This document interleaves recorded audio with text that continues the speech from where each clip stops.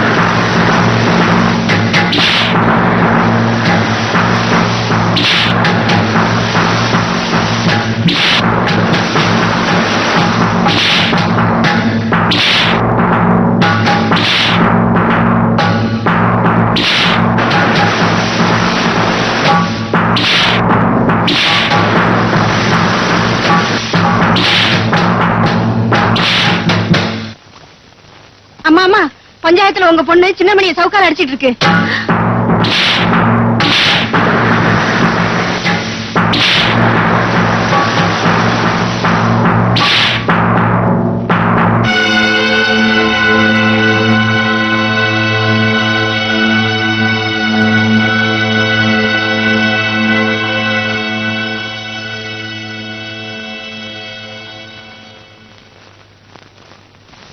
ஆத்திர அடங்கிருச்சா?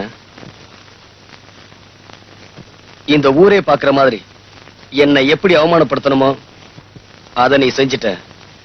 இதே ஊர் பாக்குற மாதிரி நான் என்ன செய்யணுமோ அதையும் செஞ்சிடறேன்.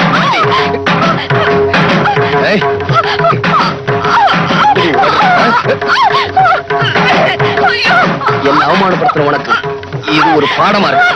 கோடி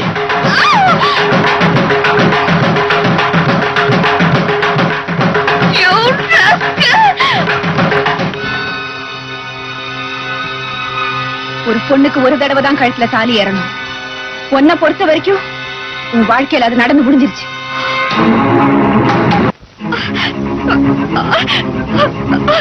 பலவந்தமாவோ பலாத்காரமாவோ இந்த தாலி என் கழுத்துல நிறுத்தி வைக்க முடியாது. இந்த தாலி எப்போ உன் கழுத்திலே இருக்கணுங்கிறதுக்காக நான் காவலும் இருக்க முடியாது. ஒரு நிமிஷம் நான் சொல்றத பொறுமையா கேளு. அதுக்கப்புறம் இந்த தாலியை கழுத்திலேயே மாட்டிக்கிறதா இல்ல கைட்டு எறியறதாங்கிறத நீயே முடிவு பண்ணிக்க. நீ நிக்கிற இந்த இடம், இந்த பங்களா, உன்னுடைய கார், நம்ம வசதிகள், இதுக்கெல்லாம் சொந்தக்கார யார் தெரியுமா? இந்த தாலியை உன் கழுத்துல பலவந்தமா கட்டினானே அந்த சின்ன மணிதான். நீ நினைக்கிற மாதிரி உங்க அப்பா ஒன்னும் ஒரு பரம்பரை பணக்காரர் இல்ல. இதே ஊர்ல வசதியா வாழ்ந்துகிட்டு இருந்த எங்க அண்ணன் கிட்ட கை நீட்டி சம்பளம் வாங்கிட்டு இருந்த ஒரு வேலைக்காரர் தான். அவர் எங்க அண்ணன் கிட்ட வேலை செஞ்சுக்கிட்டு இருந்தப்ப தெரிஞ்சோ தெரியாமலோ உங்க அப்பா கிட்ட நான் என் மனசை பறி கொடுத்துட்டேன். இது தெரிஞ்ச எங்க அண்ணன் எவ்வளவோ எடுத்து சொல்லி பார்த்தாரு. ஆனா நான் கேட்கல. முடிவா எங்க அண்ணன் கிட்ட நான் சொன்னேன், நீங்களா பார்த்து ஒருத்தரை கல்யாணம் செஞ்சு வச்சாலும் நானா விரும்பி ஒருத்தரை ஏத்துக்கிட்டாலும் வாழ்க்கை நடத்த போறவன் நான் தானேன்னு சொன்னேன். அதுக்கப்புறம் அவர் ஒரு வார்த்தை கூட என்கிட்ட பேசல. அடுத்த வாரமே உங்க அப்பா கட்டின தாலி என் கழுத்துல ஏறிச்சு. ஆனா கல்யாணமான ஒரு மாசத்துக்கு அப்புறம் தான் உங்க அப்பாவுடைய சுயரூபமே எனக்கு தெரிய ஆரம்பிச்சது. நீங்க எவ்வளவு சொல்லியும் கேட்காம நான் தப்பு பண்ணிட்டேன்னா உங்களை இந்த நிலைமைக்கு ஆளாக்குனதே நான் தானே. இப்ப எல்லா சொத்தையும் எழுதி வாங்கிட்டு வந்தாதான் நீ வீட்டுக்குள்ளேயே வரலான்னு என் வீட்டுக்காரர் சொல்லிட்டாரு. அதுக்கு நீ என்னம்மா சொன்ன? எங்க அண்ணன் சொத்தையெல்லாம் எழுதி வாங்கி கொடுத்துட்டு உங்க கூட வாழணுங்கிற அவசியம் கிடையாதுன்னு சொல்லிட்டு அந்த வீட்டு விட்டு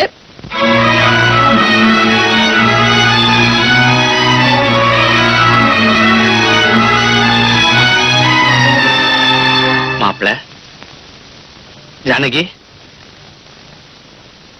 மாப்பிள, நீங்க ஆசைப்பட்டபடி இந்த வீட்டையும் உங்க பேருக்கே எழுதி வச்சுட்ட. நான் ஆசைப்பட்டபடி என் தங்கச்சி கடைசி வரைக்கும் கண் கலகாம காப்பாத்துங்க. நான் எனக்காக இதெல்லாம் கேட்கல, உங்க தங்கச்சி சந்தோஷமா இருக்கலாம் அதுக்காகத்தான். மாப்பிள, உங்களை பத்தி எனக்கு நல்லாவே தெரியும். மணி, என்னப்பா? அத்தை மாமாட்டெல்லாம் சொல்லிட்டு புறப்படு, நாம இந்த வீட்டை விட்டே போலாம். அத்தை போயிட்டு அத்தை. மாமா போயிட்டு மாமா. போடா, போய் பைய எடுத்துட்டு வா. சரிப்பா. அண்ணா, அண்ணா, எனக்காக நீங்க ஏன் வீட்டை விட்டு போகணும்? நீ நல்லா இருக்கணும்னா நான் இந்த வீட்டை விட்டு போகணும். பாப்பா,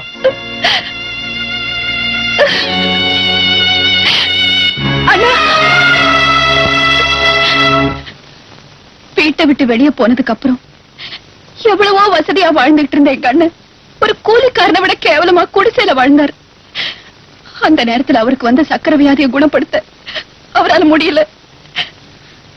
அப்பதான் அவரை பாக்குறதுக்காக நான் ஆஸ்பத்திரிக்கு போனேன்.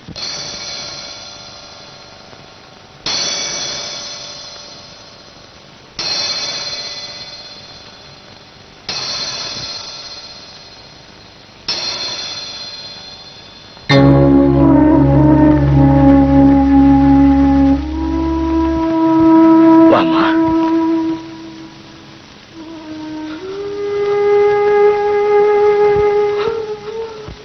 ஆபரேஷன் தான் முடிஞ்சு போச்சே, அப்புறம் என்ன அழறீங்க? இன்னொரு காலம் எடுத்தாதான் உங்க அண்ணனை உயிரோட பார்க்க முடியும்னு டாக்டர் சொல்லிட்டாருமா. டாக்டர் சொன்னா உங்க நல்லதுக்கு தான் சொல்லுவாரு. ஒரு காலுக்கு நீ இருந்த, இன்னொரு காலுக்கு நான் இருக்கேன்னா.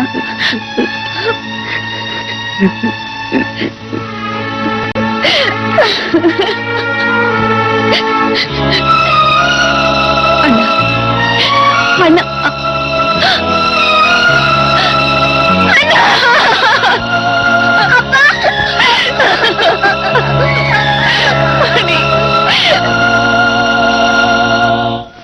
அண்ணன் இறந்த கையோட உங்க அப்பா அவனுக்கு இருக்கிற ஒரே வாரிசு பையன்தான், அவனை கொன்னுட்டா சொத்துல பின்னால பிரச்சனையே வராதுன்னு அடியாள் கிட்ட சொல்றத கேட்டேன். எங்க அண்ணன் தான் எனக்காக சொத்து சுகமெல்லாம் இழந்துட்டாரு.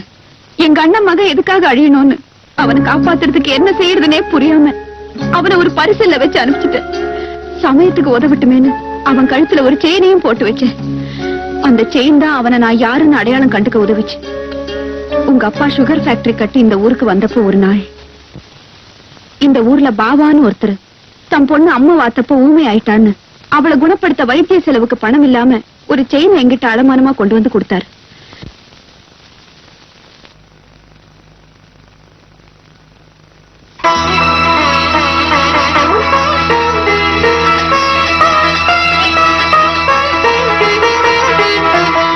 வாங்க, இத பாருங்க, இது உங்க நகை இல்லைன்னு எனக்கு நல்லா தெரியும். தயவு செஞ்சு சொல்லுங்க, இது எப்படி உங்க கைக்கு வந்தது? அது வந்து தயவு செஞ்சு சொல்லுங்க. அம்மா, என் மக வைத்திய செலவுக்காக நீங்க உதவி செஞ்சீங்க, அதனால இந்த உண்மையை சொல்றேன். 20 வருஷத்துக்கு முன்னால ஒரு நாள் ராத்திரி பரிசலை கட்டிட்டு கரையேறும்போது யாரோ அலற சத்தம் கேட்டுச்சு.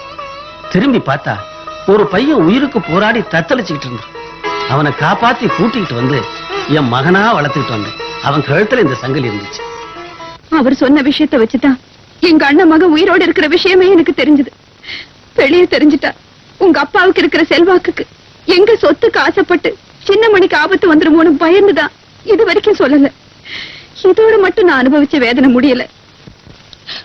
ஒரு பொண்ணு வாழ்க்கையில எது வேணாலும் தாங்கிக்குவா, ஆனா அவ புருஷன் இன்னொரு பொண்ணு கூட தொடர்பு வச்சிருக்கிறத மட்டும் அவளால தாங்கிக்கவே முடியாது. நான் அதையும் சந்திச்சேன்.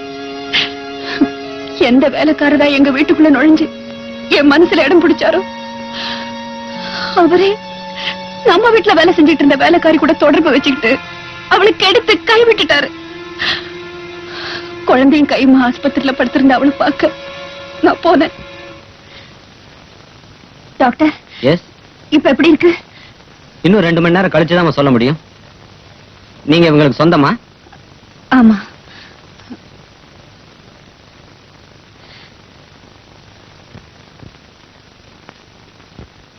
டாக்டர், நிஜமானியம்மா, டாக்டர் கூப்பிடுறதுனால எந்த பிரயோஜனமும் இல்லை.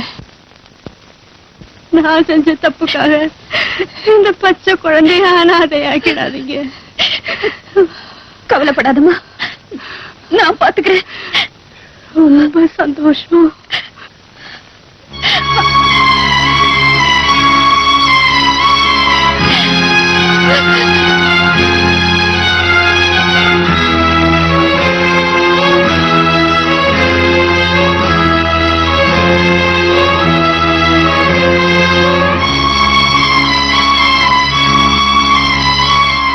அன்னைக்கு அந்த வேலைக்காரியின் கையில கொடுத்துட்டு போன குழந்தை வேற யாரும் இல்ல, நீதான். அம்மா, உங்க அப்பா செஞ்ச தப்புக்காக நான் உனக்கு தாயான, நீ என் குழந்தை இல்லைங்கிறது உனக்கு தெரியக்கூடாதுங்கிறதுக்காக நான் குழந்தைய பெற்றுக்கல.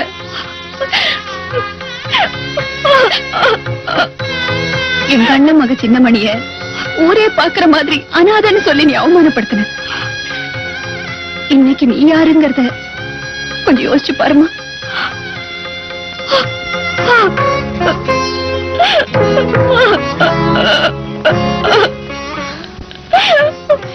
இந்த சாமி சன்னிதானத்துல நின்னுட்டு சொல்றேன், உங்க அப்பா எனக்கு செஞ்ச இத்தனை கொடுமைகளையும் தாங்கிக்கிட்டு நான் அவருக்கு ஒரு உண்மையான மனைவியா வாழ்ந்திருக்கேன்னா அதுக்கு என்ன காரணம் தெரியுமா? அவர் கட்டின தாலிக்கு நான் கொடுக்கிற மரியாதை தான். ஒரு தாய்ங்கிற ஸ்தானத்துல இருந்துகிட்டு மகளுக்கு செய்ய வேண்டிய எல்லா கடமையும் செஞ்சுட்டேன். உங்க அப்பா உனக்கு வேற இடத்துல கல்யாணம் பண்ணி வைக்க நினைக்கிறாருமா? பிடிஞ்சா நிச்சயதார்த்தம். இதுக்கப்புறமும் உன் கழுத்துல இருக்கிற இந்த மஞ்ச கயித்துக்கு நீ மரியாதை கொடுக்கறதும் கொடுக்காததும் உன் கையில தான் இருக்கு.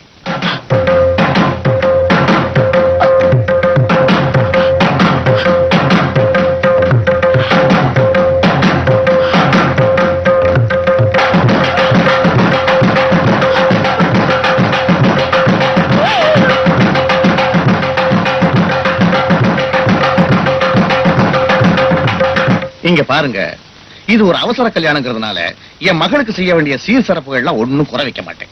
உங்களுக்கு என்னென்ன தேவையோ சொல்லுங்க, அதெல்லாம் செஞ்சு முடிக்கிறேன். சீமான் செல்வதுரை வீட்டுல பொண்ணு எடுக்கிறதுக்கே நாங்க கொடுத்து வச்சிருக்கணும். இதுக்கு மேல சீரு சனத்தை எல்லாம் எங்களுக்கு வேணுங்களா? என்ன ஜானகி அம்மாவை கூப்பிட்டீங்கன்னா தாம்பலத்தை மாத்திக்கலாம். ஆமாங்க, நேரத்தோட வெத்தலை பாக்கு மாத்திக்கிட்டோம்னா வந்த வேலை முடிஞ்சு போயிடும் பாருங்க. ஜானகி, தாம்பூல தட்டு மாத்திக்கமா? நமஸ்காரம்மா. நமஸ்காரம்மா. இந்த பாரு ஜானகி, நல்ல நேரம் முடியறதுக்குள்ள தாம்பூல தட்டை மாத்திக்க.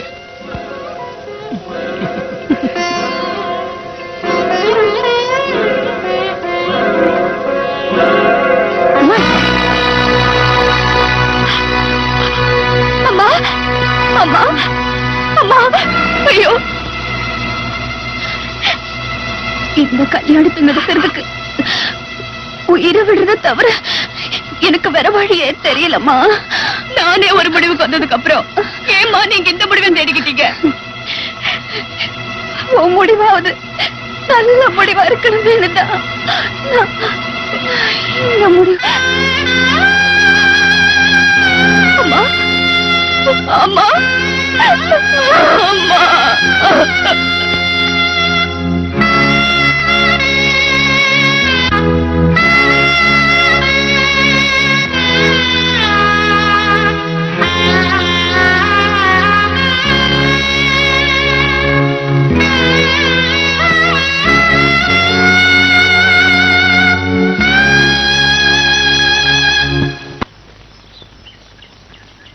வெள்ளிக்கிழமை விடியும் வேலை வாசலில் கோலம் போட்டே, புதன்கிழமையும் வியாழக்கிழமையும் சனிக்கிழமையும் கூட வெள்ளிக்கிழமை விடியும் வேலை விதவிதமாய் கோலம் போட்டேன், விதவிதமாய் கோலம் போட்டேன்.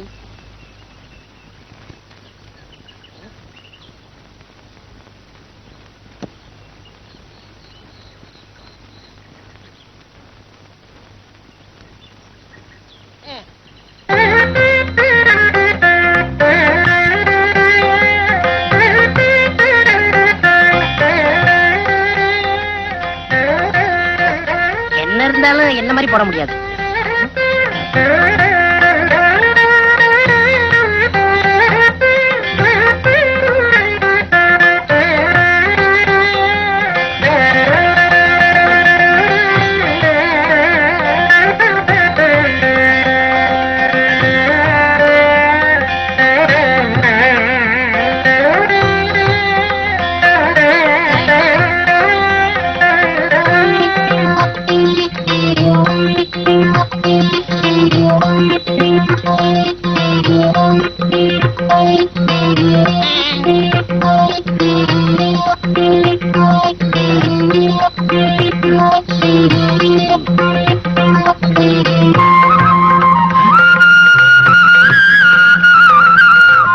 இந்த பொண்ணு எதுக்காக இங்கே வந்திருக்கா?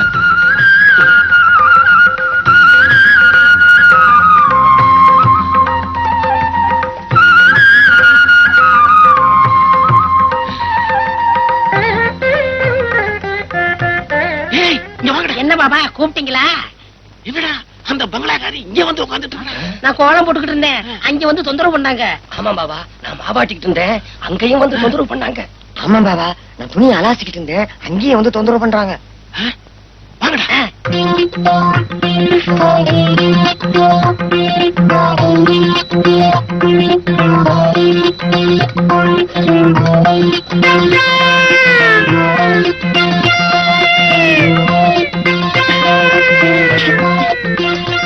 உலகத்துல இந்த மாதிரி யாரும் குழம்ப கலக்கிறதே இல்ல.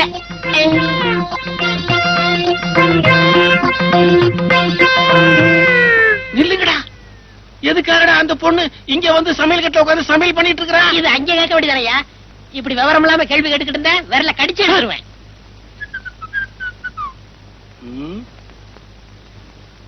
ஏன்டா இப்படி முடிச்சுக்கிட்டு இருக்கீங்க? ஏய் சொல்லுங்கடா. பாவா என்ன பாவா? நீயே போய் சமையல் கட்டுல பாத்துக்கப்பா.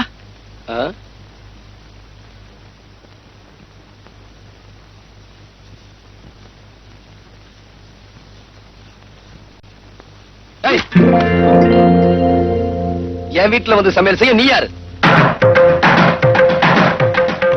அன்னைக்கு தாலி கட்டினீங்க, இன்னைக்கு அரிசியை தூவி ஆசீர்வாதமும் பண்ணிட்டீங்க. ஏய், ஏய், இந்த வீட்டுக்குள்ள உன்னை யார்டி வர சொன்னது? எப்ப நீங்க என்ன தொட்டு தாலி கட்டினீங்களோ அந்த நிமிஷத்துல இருந்து இந்த வீட்டுக்குள்ள வரதுக்கு எனக்கு உரிமை இருக்கு. ஓஹோ அப்படியா? இப்ப சொல்றேன் கேட்டுக்க. உனக்கு தாலி கட்டினது உன் கூட குடும்பம் நடத்துறதுக்காக இல்ல, உன் திமிர அடக்குறதுக்காக. இல்லைங்க, நீங்க நினைக்கிற மாதிரி. போடி. எந்திரி. எதுக்காகடா அந்த பொண்ணு வெளியில போகணும்? எதுக்காக அந்த பொண்ணு வெளியில போகணும்னு கேக்குறேன். நீ பழி வாங்கணும்ன்றதுக்காக ஊரறிய 10 பேர் எதிர்க்க தாலி கட்டிட்ட. தாலி கட்டின பாவத்துக்காக வீடேறி வந்து அடுப்பத்தை வச்சிருக்கா. நீ பொஞ்சாதியா ஏத்துக்கிறியோ இல்லையோ, நான் மருமகளா ஏத்துக்க முடிவு பண்ணிட்டேன். நீ உள்ள போகணும். சரி மாமா. நெல்றி பாவா, எனக்கு கோபம் வரதுக்குள்ளே அவளை வெளியே போக சொல்லுங்க. டேய், அந்த பொண்ணு இங்கதான் இருக்கும். அவளை வெளியில போக சொல்றதா இருந்தா என்னையும் சேர்த்து வெளியில அனுப்பு. அப்படின்னா என்ன அர்த்தம்? புரியலையா அவனுக்கு? ஆஹா, நீங்க எல்லாரும் ஒண்ணு சேர்ந்துருவீங்க, எல்லாரும் ஒன்னா இருப்பீங்க. அதுக்கப்புறம் என்ன, சின்ன மணியா பைத்தியக்கார மாதிரி வெளியே போயிட வேண்டியதான். பாவா, நடு வீட்டுல நின்னு வயிறறிஞ்சு சொல்றேன், 20 வருஷமா உங்க காலையே சுத்திக்கிட்டு வந்தன்னா இந்த வீட்டை விட்டு வெளியே போகணும். 5 நிமிஷத்துக்கு முன்னாடி வந்தவ இவ இந்த வீட்டுக்குள்ள இருக்கணும். நல்லா இருங்க பாவா, நல்லா இருங்க. மறந்துட்டீங்களா பாவா? மறந்துட்டீங்களா பாவா? இந்த ஊரே பாக்குற மாதிரி சவக்கால் அடிச்சு என் தோலை உரிச்சவ இவன் இந்த வீட்டுக்குள்ள இருக்கணும். உங்க தோல் மேலே வளர்ந்தா வெளியே போகணும். வெளியே போகணும். டேய், பாபா சொல்லிட்டாரு, நம்ம குருநாயருக்கு முத ராத்திரியா பூவை சுத்துங்க. பூவை சுத்துறீங்களா?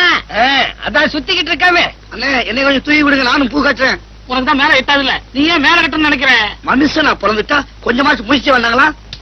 இந்த முத ராத்திரி முடிகிற வரைக்கும் நீ இந்த பக்கமே தலை வச்சு டேய், எல்லா வேலையும் முடிஞ்சு போச்சா? இதெல்லாம் நான் ஒருத்தனே செய்யறதுக்குள்ள ஒரே அலுப்பா போச்சு பாபா. சரி சரி விடு. அவன் வரத்துக்குள்ளேயே மத்த வேலையெல்லாம் முடிச்சிட்டு மலை மலைன்னு ஓடி போயிடுங்க. இல்லாட்டி அவன் சந்தேகப்படுவான். எங்களவா? ஆமாண்டா. ஏன் பாவா? என்னடா? ஏன் வாழ்க்கையில இப்படி ஒரு சம்பவம் நடக்கும்ல.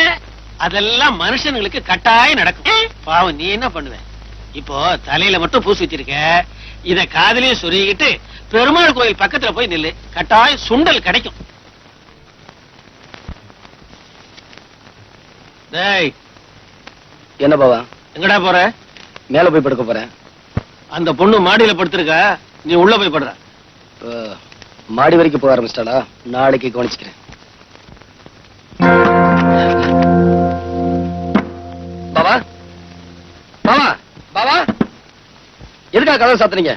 பாவா, கதவை தருங்க.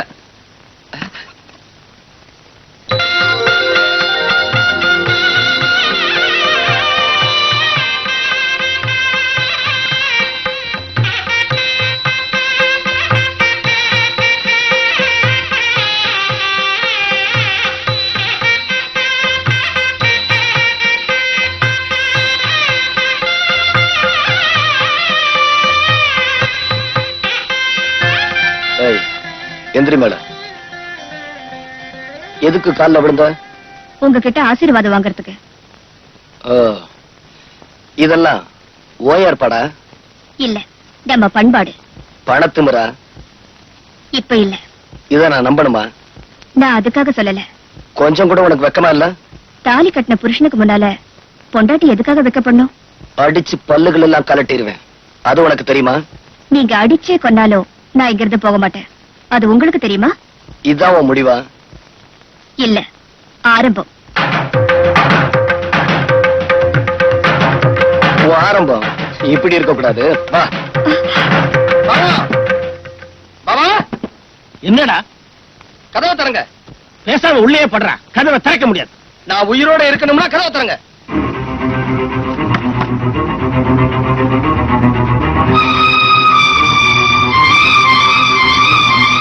டேய், அந்த பொண்ணுக்கு ஒண்ணும் தெரியாதுடா, பாவம்டா. டேய், சுத்த பைத்தியக்காரனா இருக்கிறியடா.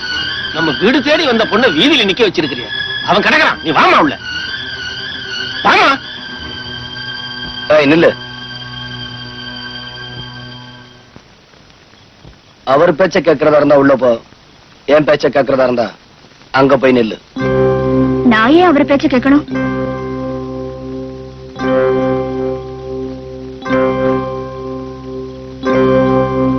டேய் சின்னமணி, சின்னமணி, டேய் நில்லுடா, பாவண்டா. அந்த பொண்ணை வெளியில நிக்க வைக்காத, உள்ள கூப்பிடுறா. சின்னமணி, கண்ணு இல்ல, கூப்பிடுறா. நான் ஏற்கனவே மண்டை காஞ்சி போயிருக்கேன். ஆமா, பேசாம போங்க.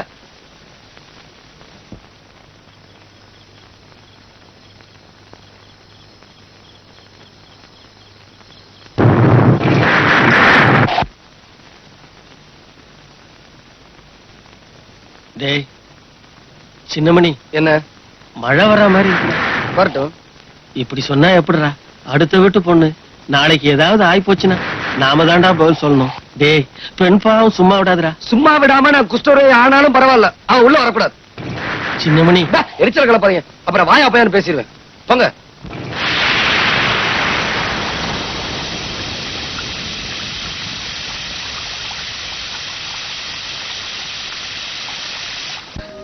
என்னையே அறியாம என் மனசுல ஒரு விதமான நிரடல். ஐயா. என்னடா மழை நனைஞ்சு வந்து நிக்கிற? ஆமா ஐயா, நான் பார்த்தத என் வாயால எப்படி ஐயா சொல்லுவேன்? என்ன சொல்ற, சொல்லு. நம்ம கண்மணி அம்மாவை அந்த சின்னமணி வீட்டுக்குள்ள விடாம வெளியிலேயே நிக்க வச்சிருக்கான் ஐயா. நம்ம சின்னம்மா மழையிலேயே நனைஞ்சுக்கிட்டு இருக்காங்க.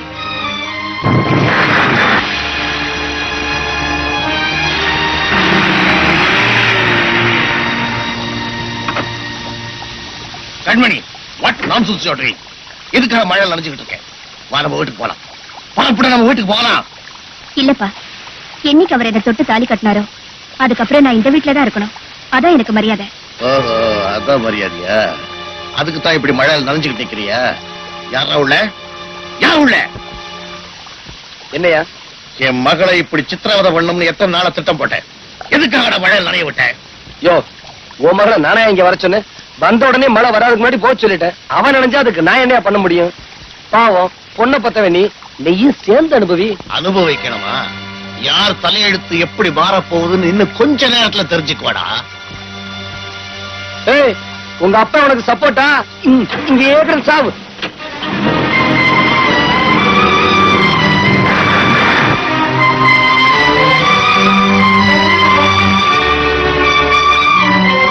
ஏமா இப்படி நிறைஞ்சுக்கிட்டே இருந்தா எப்படி? உடம்பு என்னத்துக்கா? அவன் கிடக்குறான். வயசுல பெரியவங்கிறதால நான் சொல்றேன், உள்ள போமா. இத பாருங்க, நீங்க வயசுல பெரியவங்க, உங்க மேல நான் மரியாதை வச்சிருக்கேன். ஆனா அவர் சொல்லாம நான் உள்ள வரலாமா?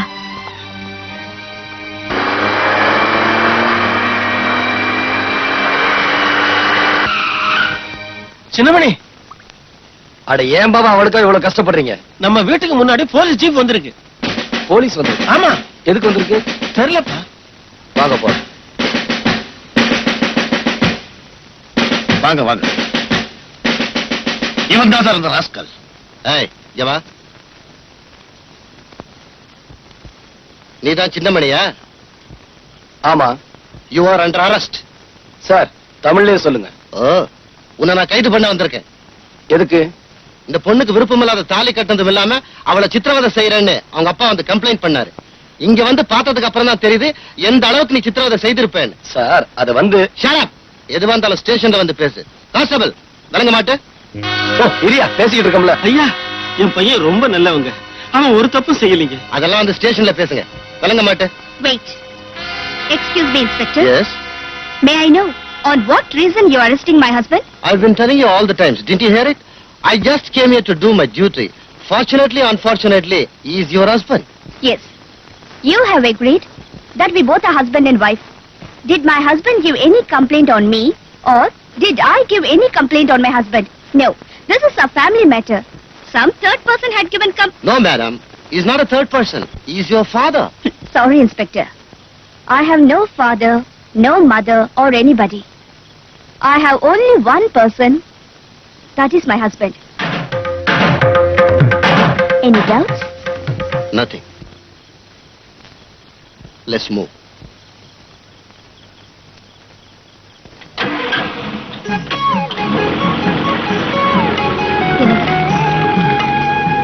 இத பாருங்க, பெத்த தாயையும் பறி கொடுத்துட்டு தகப்பனையும் உதறி தள்ளிட்டு உங்க வீட்டு வாசல்ல கையேந்தி நிக்கிறேன். நீங்க உள்ள வான்னு சொன்னா நான் வந்துருவேன். பாபா, அவளை உள்ள வர சொல்லு.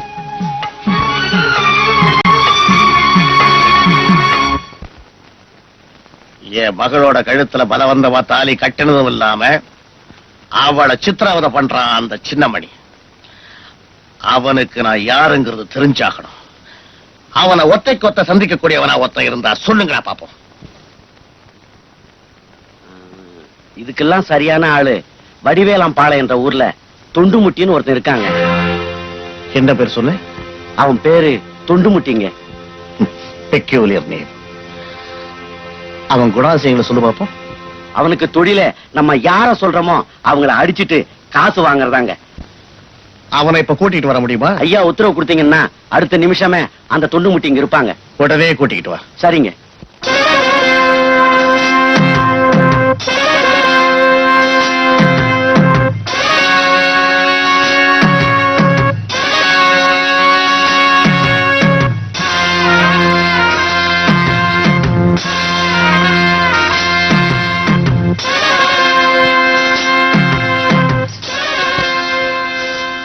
யாரு வேணும் சொல்லாங்க. எழுந்துருங்க.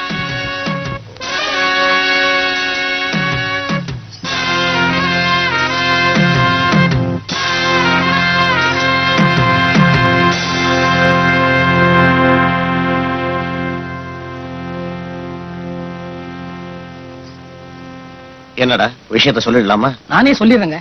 ஏய், அவரையே சொல்ல சொல்லு. வேற ஒண்ணும் இல்ல, என் பொண்ணோட வாழ்க்கைய ஒருத்த அநியாயமா கெடுத்துட்டான். அவன் பேரு சின்னமணி. அவன் கைய கால ஒடிக்கணும். முடிஞ்சா ஆளைய க்ளோஸ் பண்ணணும். அவனை க்ளோஸ் பண்றது என்னுடைய வேலை இல்ல, என் தொழில்ல எனக்கு ஒரு வரமுறை இருக்கு. என்னன்னு கேளு. என்ன? நான் அடிக்க போறவன் என் அடிய வாங்கக்கூடிய அளவுக்கு அருகதை இருக்கான்னு நான் முதல்ல பார்க்கணும். அம்மன் கோயில் திருவிழாவில அவன் ஒருத்தன் 10 பேர் அடிச்சிருக்கான்.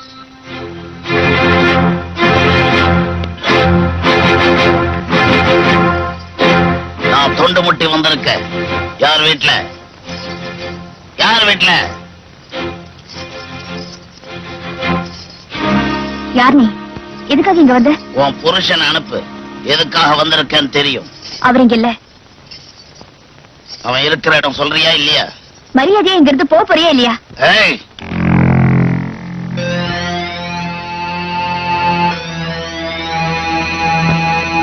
நீதான் சின்னமணியா? ஆமா. என் வாழ்க்கையிலேயே முதல்ல தோள்ல கை வச்சாள் நீதான். நீ தகராறு பண்ணணும்னே முடிவு பண்ணி வந்திருக்கிற. அதுக்கு இந்த இடம் சரியில்லை. வா போலாம்.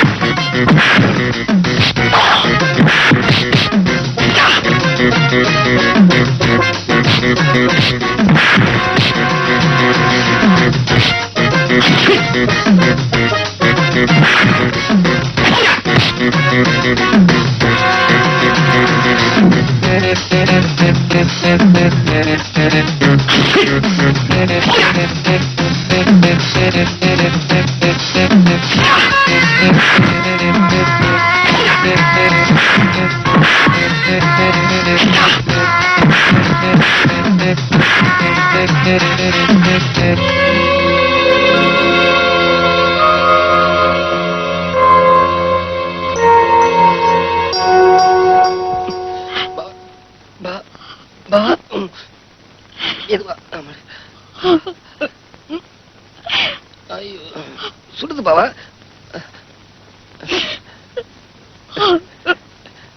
எதுக்காக இங்க நின்னுகிட்டு நை நைன்னு அழுதுகிட்டு இருக்கா?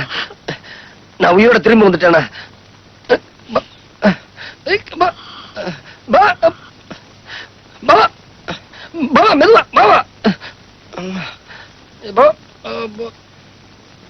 பாவா. இப்படி மெதுவா கொடுத்தீங்கன்னா நல்ல சுகமா இருக்கும். ஏன்பா அழுகிறீங்க? நீயா உத்தரவு கொடுத்த? நல்லா இருக்குடா. நீ செஞ்சது ரொம்ப நல்லா இருக்கு. பாவம், உனக்காக இந்த பொண்ணு எவ்வளவு கஷ்டப்படுறா. அவளை கை நீட்டி அடிச்சிட்டேடா. உனக்கு கொஞ்சமாவது அறிவு இருக்கா? அவரை திட்டாதீங்க. தாலி கட்டினதுல இருந்து அவர் என்ன தொட்டதில்ல. அடிக்கிறதுக்காவது அவர் என்ன தொட்டாரு.